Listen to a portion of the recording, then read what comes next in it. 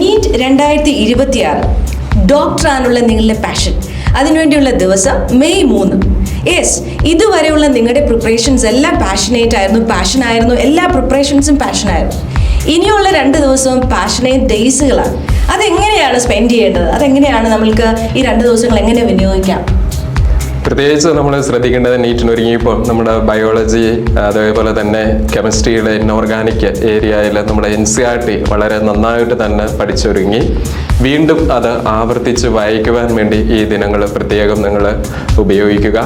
അതോടൊപ്പം തന്നെ നമ്മൾ ശ്രദ്ധിക്കേണ്ടത് ഫിസിക്സിൻ്റെ ഒക്കെ ആണെന്നുണ്ടെങ്കിൽ ഫോർമുലാസ്, ഇക്വേഷൻസ് ഒക്കെ നമ്മൾ സെപ്പറേറ്റ് എഴുതി തയ്യാറാക്കിയിട്ടുണ്ട്.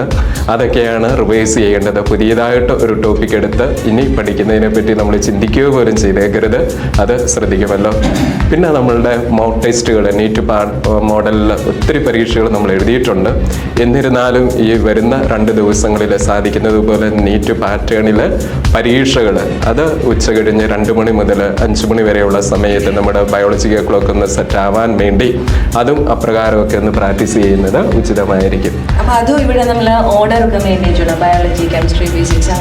അതെ, അതുപോലെ തന്നെ ഇത് ചെയ്യുക. പിന്നെ ഈ ദിവസങ്ങളിൽ നമ്മൾ മാനസികപരമായിട്ട് ഒത്തിരിയധികം നമ്മൾ തയ്യാറെടുപ്പ് വളരെ പ്രധാനപ്പെട്ടതാണ്. അതുമായിട്ട് റിലേറ്റ് ചെയ്ത് നമ്മൾ ശ്രദ്ധിക്കേണ്ട ഏതാനും ചില കാര്യങ്ങൾ. അതെ, ആത്മവിശ്വാസം വളരെ ആവശ്യമുള്ള സമയമാണിത്. മറ്റുള്ളവരുമായിട്ട് നമ്മൾ കമ്പാരിസൺ ഇവിടെ ആവശ്യമില്ല. മറിച്ച് നമ്മൾ ചെയ്ത കാര്യങ്ങൾ വെച്ചുകൊണ്ട് നമുക്ക് മാക്സിമം ഇനി ഒന്നുകൂടി ശ്രമിക്കുക. അത്രയേ ഉള്ളൂ ഈ സമയത്ത് ചെയ്യാൻ പറ്റൂ. മെഡിറ്റേഷൻ, അതുപോലെ തന്നെ ചെറിയ തോതിലുള്ള മെഡിറ്റേഷൻ, ചെറിയ തോതിലുള്ള എന്തെങ്കിലും എക്സർസൈസോ അതുപോലുള്ള കാര്യങ്ങളൊക്കെ ഇപ്പോൾ ചെയ്യാവുന്നതാണ്. ഉറക്കം വളരെ ആവശ്യമാണ്, അല്ലേ? ഉറക്കം വളരെ ആവശ്യമാണ്. കുറഞ്ഞത് ഒരു 6 മണിക്കൂറെങ്കിലും ഉറങ്ങുന്നത് നല്ലതാണ്.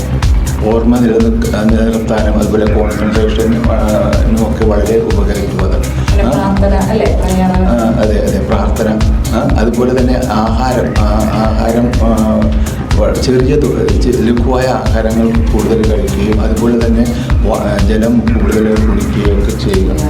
അങ്ങനെ വരുമ്പോൾ എന്താണ്, അത് ഏറ്റവും ആവശ്യം മനസ്സ് വളരെ റിലാക്സ് ചെയ്ത് ഇരിക്കുക എന്നുള്ളതാണ്. റിലാക്സേഷൻ ഇപ്പോൾ വളരെ ആവശ്യമാണ്.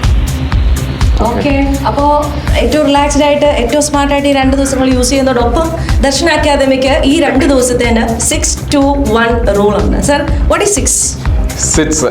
ഈ 2 ദിവസങ്ങളിൽ ഡെയിലി 6 മണിക്കൂർ റാപ്പിഡ് റിവിഷൻ. നമ്മൾ പഠിച്ചു വെച്ച കാര്യങ്ങൾ എല്ലാം ഫിസിക്സ്, കെമിസ്ട്രി, ബയോളജിയിൽ സബ്ജക്റ്റുകളിൽ പ്രധാനപ്പെട്ട പോയിന്റ്സൊക്കെ ഒരിക്കൽ കൂടി നമ്മൾ വായിക്കുക. അത് മാത്രം പുതിയ ടോപ്പിക്കിലേക്ക് പോവാതിരിക്കുക. അത് ഈ വരുന്ന 2 ദിവസങ്ങളിലും ഡെയിലി 6 മണിക്കൂർ റാപ്പിഡ് റിവിഷൻ. അപ്പോൾ വാട്ട് ഈസ് 2? നമ്മുടെ ദർശന അക്കാദമിയുടെ 2 എന്ന് പറഞ്ഞ റൂൾ എന്താണ്? അതായത് ഇനി പുതിയ കാര്യങ്ങളൊന്നും പഠിക്കാതെ പഠിച്ച കാര്യങ്ങളിൽ നിന്നുകൊണ്ട് പല വിഷയങ്ങളിൽ നിന്നുള്ള 30-50 മൾട്ടിപ്പിൾ ചോയ്സ് ക്വസ്റ്റ്യൻസ് ആൻസർ ചെയ്ത് നോക്കുക.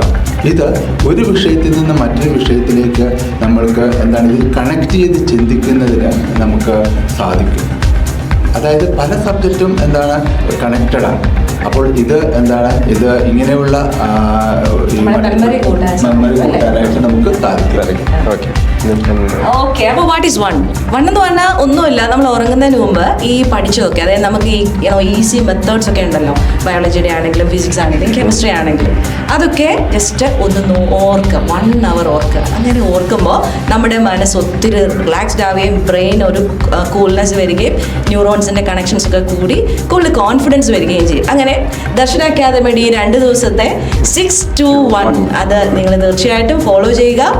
അപ്പോൾ ഈ 2 ദിവസം ഏറ്റവും സ്മാർട്ടായിട്ട്, ഏറ്റവും ആക്റ്റീവായിട്ട് ഇരിക്കുക, ഏറ്റവും കൂളായിട്ട് പഠിക്കുക, ഏറ്റവും ഹാപ്പി ആയിട്ട് ഇരിക്കാനുള്ള ടെക്നിക്സ് ആണ് ഞങ്ങൾ തന്നത്. ഇനി ഞങ്ങൾ വരുന്നുണ്ട് എങ്ങനെ എക്സാംസിനെ അഭിമുഖീകരിക്കണം, എങ്ങനെയാണ് എക്സാം ഹാൾ എങ്ങനെയായിരിക്കണം. ഓക്കെ, അപ്പോൾ ഏറ്റവും സ്മാർട്ടായിട്ട് ഇരിക്കുക, ഏറ്റവും ഹാപ്പി ആയിട്ട് ഇരിക്കുക. All the best.